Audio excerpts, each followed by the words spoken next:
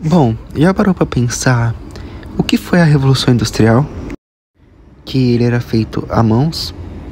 Você já pensou em receber um produto e imaginar que ele não era feito em fábricas? A primeira Revolução Industrial começou na Inglaterra por volta de meados do século XVIII. Mais especificamente, ela começou em 1760 e terminou em 1840. Ela transformou completamente a forma que as pessoas viviam e trabalhavam. Antes dela, a maioria das pessoas trabalhavam no campo, usando ferramentas simples e produzindo de forma artesanal. Com o tempo, novas máquinas movidas a energia a vapor, como a máquina a vapor criada por James Watt, passaram a ser usadas nas fábricas, substituindo assim o trabalho manual e aumentando muito a produção do mundo. Essas máquinas também facilitaram o transporte com a invenção dos trens e navios a vapor, o que permitiu o crescimento do comércio e das cidades. A Inglaterra se destacou por ter riquezas naturais, como o carvão e o ferro, além de contar com investimentos de grandes empresários, o que acelerou o processo industrial. Contudo, a Revolução Industrial também trouxe problemas sociais. Os trabalhadores enfrentavam longas jornadas, salários baixos e condições precárias nas fábricas. O trabalho infantil e feminino era muito comum, e isso gerou muitas desigualdades. Ao mesmo tempo, surgiu uma nova classe social, a burguesia industrial, formada pelos donos das fábricas, e o proletariado, que era composto pelos operários, aqueles que trabalhavam para os donos da fábrica. A primeira Revolução Industrial foi o marco que deu início à Era Moderna, mudando para sempre a economia, a sociedade e a tecnologia do nosso mundo.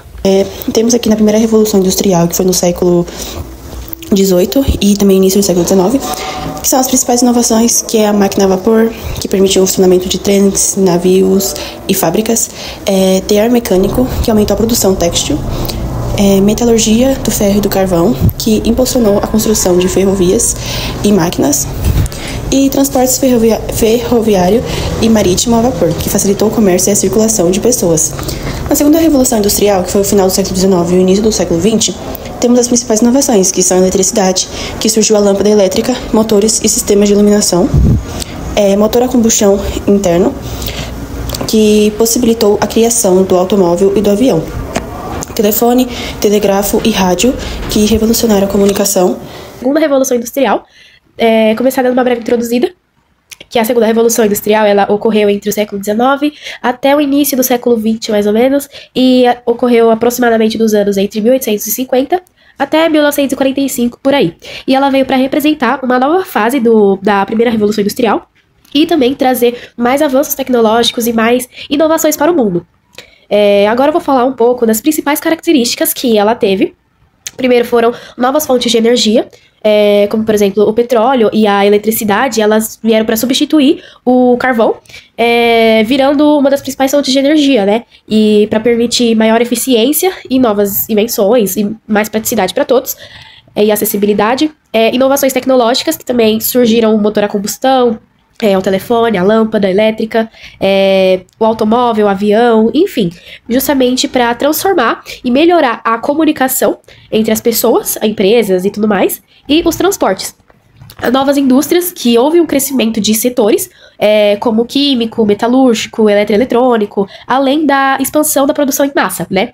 Modelo de produção, que os modelos que foram utilizados na época, que era o Taylorismo e o Fordismo, eles trouxeram maior produtividade por meio da divisão do trabalho e da linha de montagem.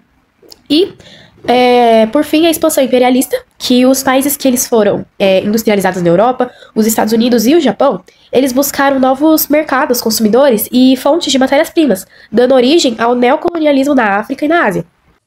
Bom, os impactos sociais da primeira Revolução Industrial foi uma transformação muito drástica na vida dessas pessoas, que acabaram sendo impulsionadas pela migração em massa para os centros urbanos, o que gerou ali uma urbanização muito caótica, marcada pela falta de infraestrutura e moradias precárias. Então, as condições de trabalho, elas eram extremamente duras, como jornadas que chegavam a mais ou menos 16 horas diárias, tinham baixos salários e também exploração intensa de mulheres e crianças.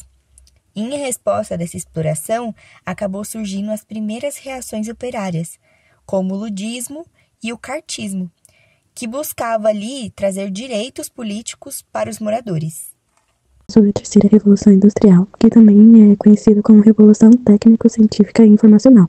Ela começou por volta da década de 1950 e marcou o início de uma nova era, com grandes avanços na tecnologia, na ciência e na comunicação. Durante esse período surgiram computadores, robôs, satélites e até a internet, o que mudou completamente a forma como as pessoas trabalham, estudam e se comunicam. As máquinas passaram a fazer muitas tarefas automáticas, e isso aumentou a produtividade das indústrias, mas também reduziu o número de emprego em algumas áreas. E uma outra característica muito importante foi o uso da eletrônica e da informática na produção. Além disso, houve um avanço da biotecnologia e da genética. Com isso, o mundo se tornou mais globalizado e conectado, mas também criou diferenças tecnológicas entre os países mais ricos e os mais pobres.